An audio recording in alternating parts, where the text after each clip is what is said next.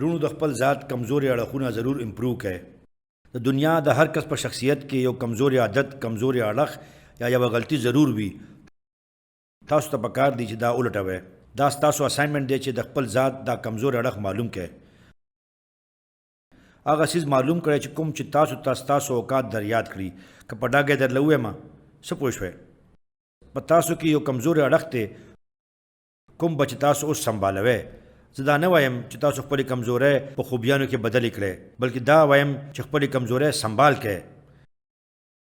دا کمزورۍ د رویو کې دی شي، د جذباتو کې دی شي، دا د زده کړې کې دی شي او د شخصیت هم کې دی شي، څه هم کې دی شي. ضروري نه ده چې دا یوه وي، ډېرې هم کې دی شي، یوه، دوه، درې او څلور هم کې دی شي. نو دا معلومه شوه چې موږ ته خپلې کمزورۍ معلومول پکار دي. د دې به څه فایده وي؟ تاسو ته زه یو راز ښیم. دا تېره جمله ډېره اهمه وه. خلک تعلیم یافته وي، ډیګري یافته وي، لیکن هغوی مستقل مزاجه نه وي.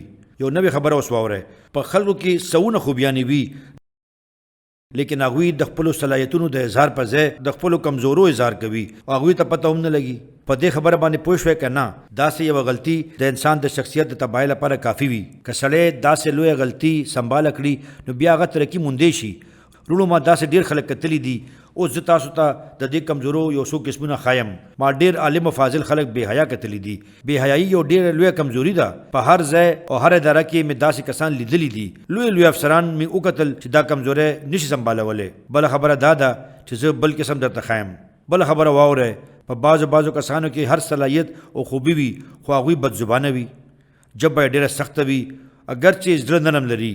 تاسو که هغوی سره لږ وخت تیر کړئ نو تاسو ته به معلومه شي چې سړی خو ډېر ښه دی، لیکن طبیعت ډېر سخت لري. یو بله داسې کمزوري درته ښایم. ما داسې خلک هم کتلي دي چې ډېر شریف، نیک او ایمانداره وي، مګر ډېر لالچیان وي. پیسې جمع کول، لالچ کول. نو لالچ هم د شخصیت یو کمزوری اړخ دی. یو بل غوسه کېدل، غوسه کول یوه ډېره لویه کمزوري ده. غوسه خو ټولو ته ورځي، خو غوسه سنبالول پکار دي. د حضرت واصف علي واصف صاحب یوه جمله ده په غوسه کولو باندې. غوسه هغه زمری دی چې کوم ستاسو مستقبل لکه د چیلۍ په شان خوري.